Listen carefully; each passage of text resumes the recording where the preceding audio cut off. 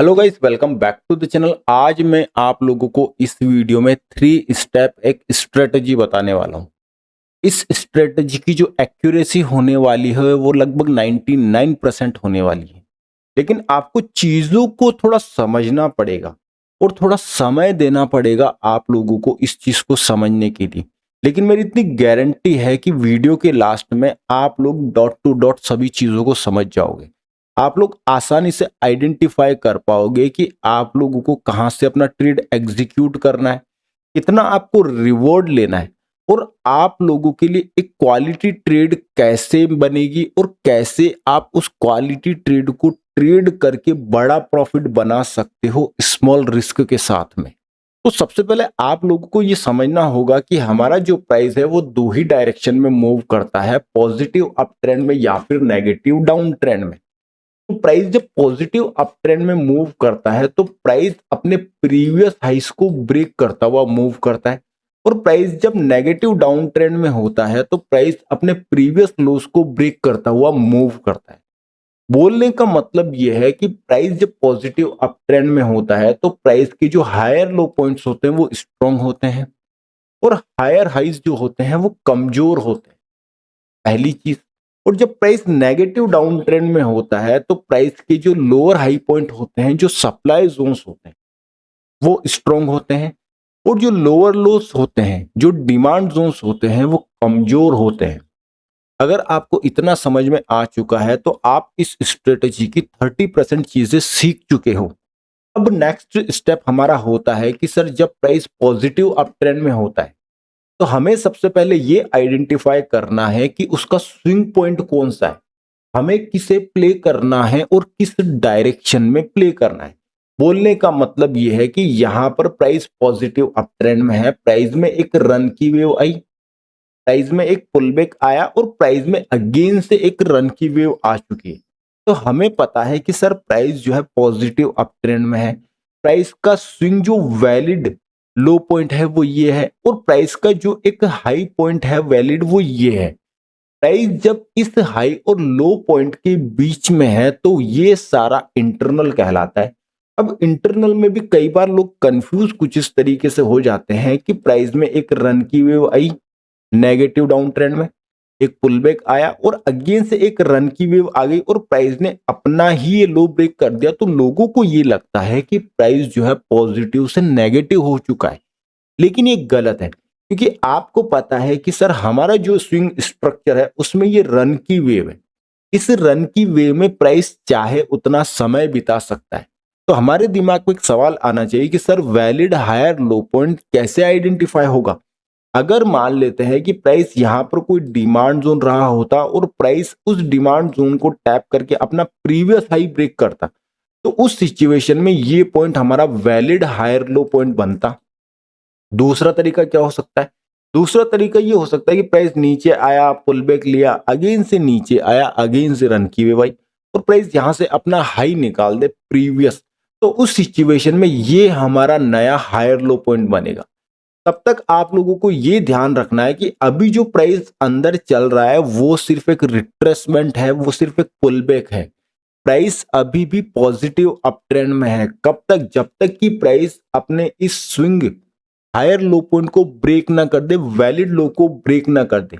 लोग इस लो पॉइंट को लो पॉइंट समझना स्टार्ट कर देते हैं, लेकिन ये वैलिड लो पॉइंट नहीं है। वैलिड लो पॉइंट हमारा ये रहेगा। अगर आपको इतना समझ में आ चुका है तो आप लोग लगभग इस स्ट्रेटेजी की 70% चीजें समझ चुके हो। अब हम लोग नेक्स्ट को समझते हैं, जो कि है मार्केट का फेलियर।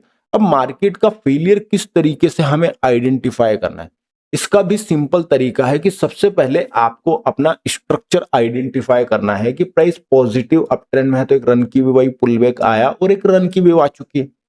अब प्राइस इस रन की वेव में प्राइस जितने भी पुलबैक लेगा वो सारे माइनर में ही काउंट किए जाएंगे, क्योंकि हमारा वैलिड हायर लो पॉइंट ये है और वैलिड हायर हाई पॉइंट हमारा ये है।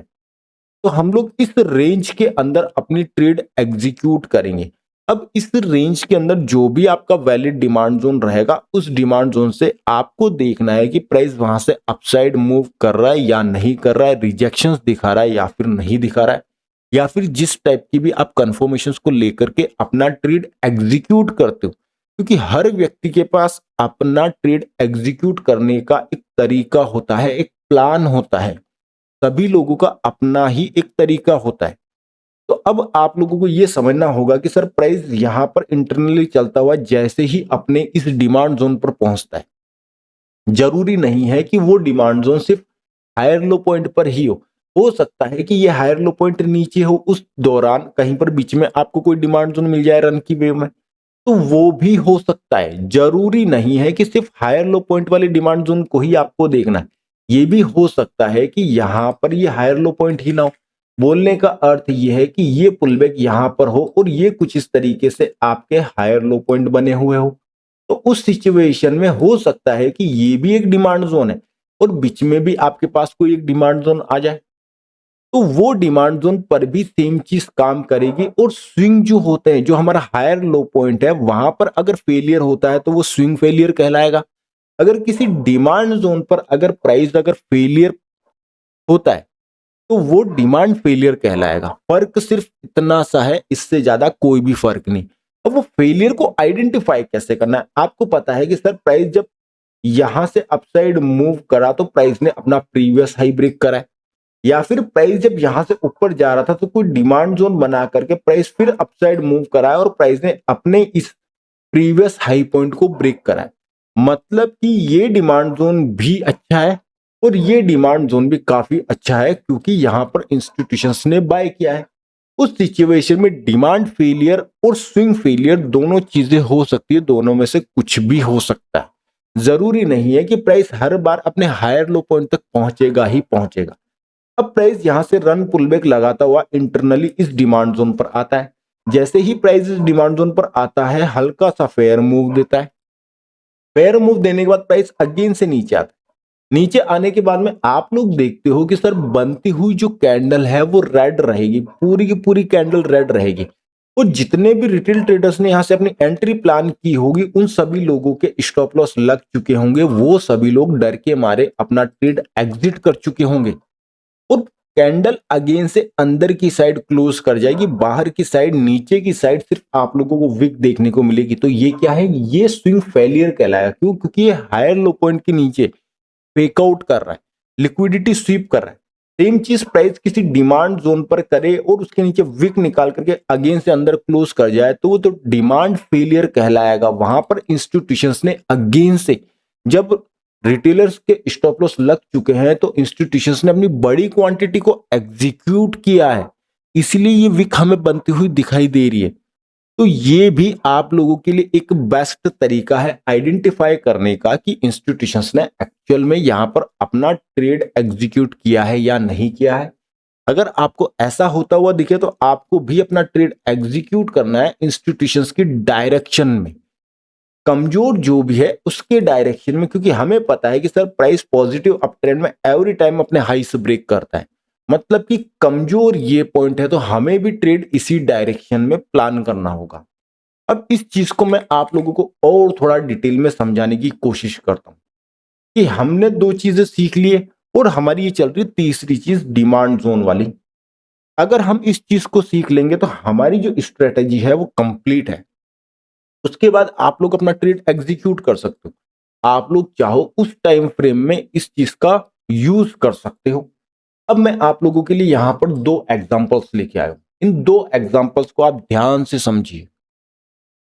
तो आप लोग यहां पर देख सकते हो कि सर पॉजिटिव अप ट्रेंड में हम एवरी डिमांड जोन से बाय करते हैं, क्योंकि डिमांड जोन स्ट्रांग होता है। और एवरी नेगेटिव डाउन ट्रेंड में हम सप्लाई जोन से सेल करते हैं, क्योंकि सप्लाई जोन स्ट्रांग होता है नेगेटिव डाउन ट्रेंड के केस में। इतना हर व्यक्ति को आता है जो व्यक्ति ट्रेड कर रहा है। लेकिन अब आप लोगों को ये चीज समझनी होगी कि सर मान लेते हैं कि प्राइस पॉजिटिव अप ट्रेंड में एक रन की हुई, भाई एक पुलबैक आया और प्राइस यहां से अपसाइड मूव करता है और अपने प्रीवियस हाई को ब्रेक कर देता है। इसका अर्थ यह है कि सर इंस्टीट्यूशंस ने यहां से बाय किया है, वो यहां से बाय करने में इंटरेस्टेड थे। क्यों इंटरेस्टेड थे? हो सकता है कि उन्हें यहां पर प्राइस सस्ता मिल रहा हो और वो मार्केट को अपसाइड मूव करवाना चाहते हो। कोई इवेंट हो, कोई न्यूज हो, किसी भी बेस पर वो लोग मार्केट को अपसाइड मूव करवाना चाहते हो। तो प्राइस जैसे ही इस डिमांड जोन पर आएगा तो हाई चांस रहेंगे कि प्राइस यहां से बाउंस बैक करेगा और प्राइस अगेन से अपसाइड ही मूव करेगा और अपने प्रीवियस हाई को ब्रेक करने की क्षमता रखता है मार्केट और ब्रेक करेगा। इसी का मैं आप लोगों को सेकंड उदाहरण देता हूं। इसी का सेकंड उदाहरण हो सकता है कि मान लेते हैं कि प्राइस किसी डिमांड जोन पर आया, एक रन की हुई वही और एक पुलबैक आया, प्राइस इस डिमांड जोन को टैप करता है और अपना प्रीवियस हाई ब्रेक कर देता है, मतलब कि इंस्टीट्यूशंस ने यहां से बाय किया।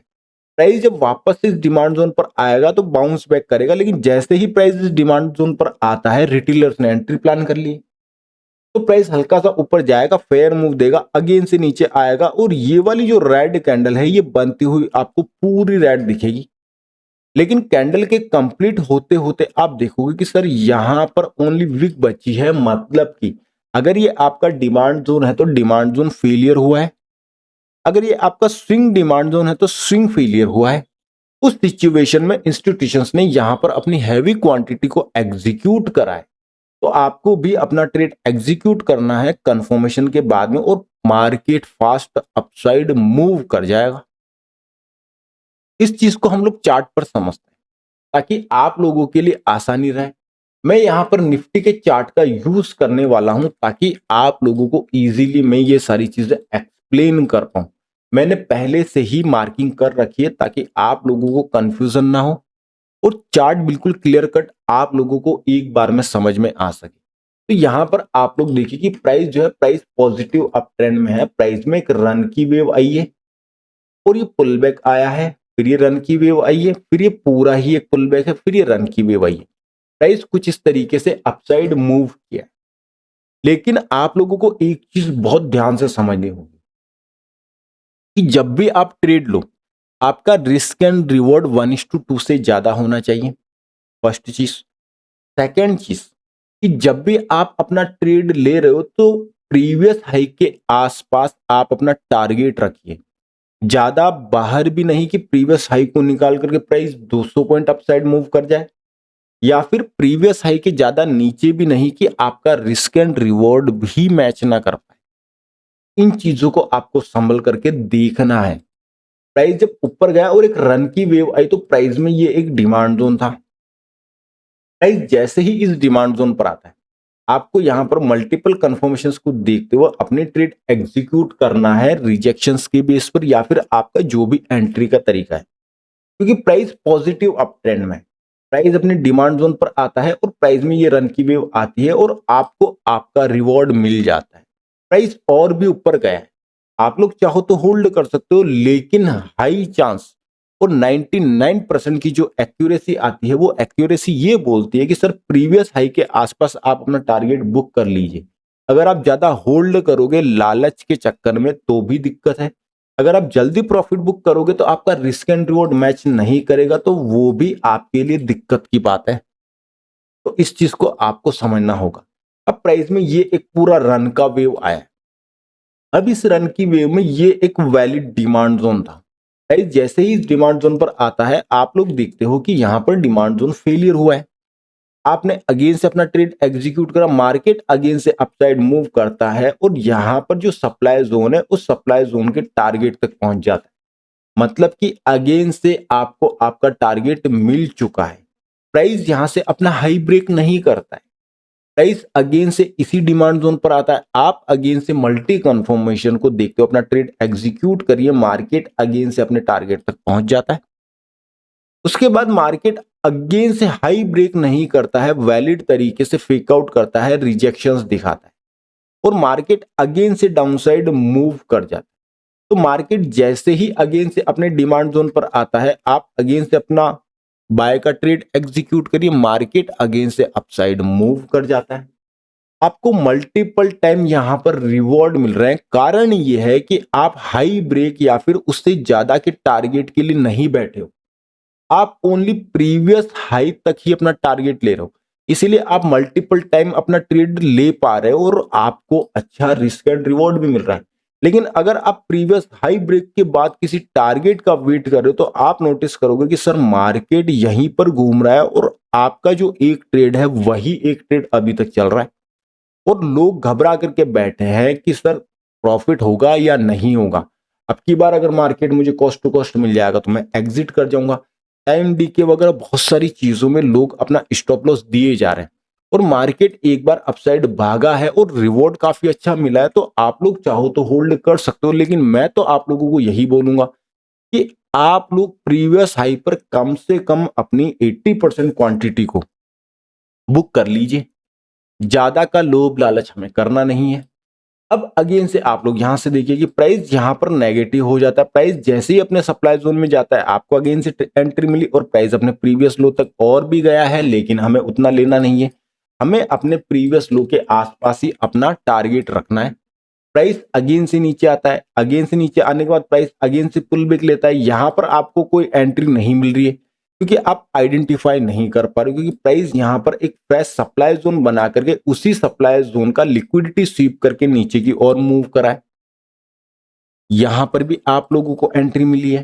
प्राइस अपना लो ब्रेक करने के बाद प्राइस अगेन से अपसाइड मूव करता है और अपने स्विंग पॉइंट के आसपास वाले सप्लाई जोन को टैप करता है और फिर गिरता है। क्योंकि प्राइस में ये रन था, ये पुल बैक था और ये रन था, तो ये हमारा क्या है, स्विंग सप्लाई जोन हो गया है।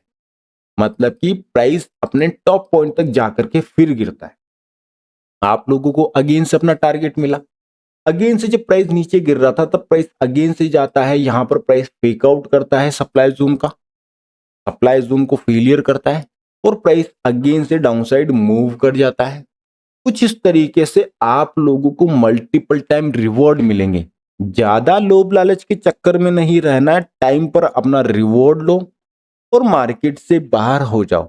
ये एक्सपेक्टेशंस नहीं रखनी है कि मार्केट 200 पॉइंट और चला जाएगा, 100 पॉइंट और चला जाएगा।